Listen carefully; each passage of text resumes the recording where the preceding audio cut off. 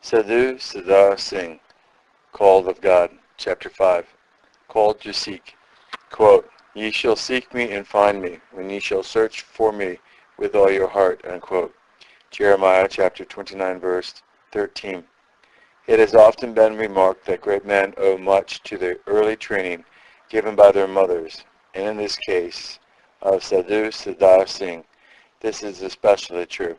From his earliest days, the child not only accompanied his mother on her visits to the temples, but was carefully taught by her to regard religion as the supreme thing in life. He saw her reverency for the holy men she often went to consult, and very early in life his impressionable mind seized upon the idea that of all lives, that of a holy sadhu was the best worth living. Sundar learned from his devout mother that there was a peace of heart which needed earnest seeking, and which, when found, would be the greatest treasure on earth. So frequently did she speak of this to him, that as he grew in understanding, the desire to gain this precious gift grew in intensity. The little child who had rubbed his forehead on the temple door and sat at the feet of Hindu holy men now began to seek for the inestimable treasure he had learnt to regard as the one thing worthy obtaining in the world. The Granth, Granth of the Sikhs, the sacred book of the Hindu religion, and even the Quran of the Mohammedans were all ceaselessly read and searched. Often when his family lay asleep, Sundar would sit poring over the pages of one or other of these books. Many passages and verses he learnt by heart, and yet with all his increasing knowledge, there only came to him a deeper unrest of soul. The priests of the temple, the sadhus, he often saw, and even his pious mother, failed to bring him rest of heart, although they quoted many passages from the sacred books in the hope of helping him.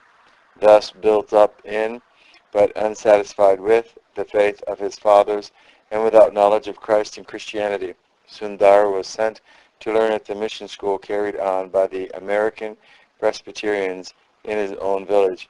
Here every day the Bible was taught, and Sundar heard things that aroused in his mind feelings of the deepest antagonism.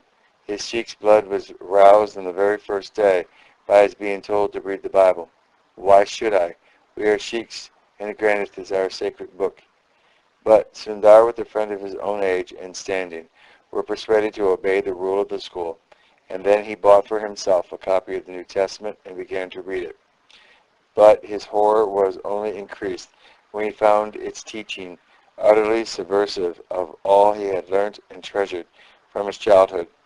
A deep inbred reverency for his own religion, almost amounting to fanaticism, roused him beyond endurance. Soon he became the ringleader of the boys in the school who hated Christianity. Openly he tore up the hated pages of his New Testament and burnt them in the fire. Hearing of this, his father expostulated with him, declaring the Bible to be a good book and telling him that he should have returned it to the missionary rather than have treated it thus. Again, Sundar turned to his own sacred books, this time with an abhorrency for Christ and a greater determination to find the peace of which his mother had taught him. He not only arduously studied the Indian religious systems and holy books, but also practiced yoga under a Hindu sadhu, and learned how to throw himself into mystical trances, which brought temporary relief, although when he came out of the trances he was more miserable than before. He was taken away from the mission school and sent to a government school 3 miles away from his home. The daily long walk in the fierce Indian sun soon began to tell on his health, and before long it became apparent that he must return to the mission school if he was to finish his education. All this time he had been diligent in his search for peace and the constant cry of his heart for the Shanti, the comprehensive Hindu term that means not only peace but a full satisfaction of soul. But the more he longed, the greater was his disappointment when he found himself growingly filled with a deep soul hunger that nothing would satisfy. Back in the mission school, Sundar once more found the gospel in his hand, and again listened to the daily teaching of the Bible. Then returned upon him his old hatred of Christianity, and the very name of Christ filled his mind with angry resentment. So strong were his feelings at that time that on one occasion when the shadow of a Christian missionary fell across him, he spent a whole hour in washing away the pollution. Sundar speaks of this period as one of the most trying of his life, for he had come to the end of his own religion without discovering the shanti he was in search of, and his deep-rooted hatred for Christianity prevented him from even looking into the Christian sacred book for this pearl of great price. End of chapter 5, having been read by Peter John Paresis.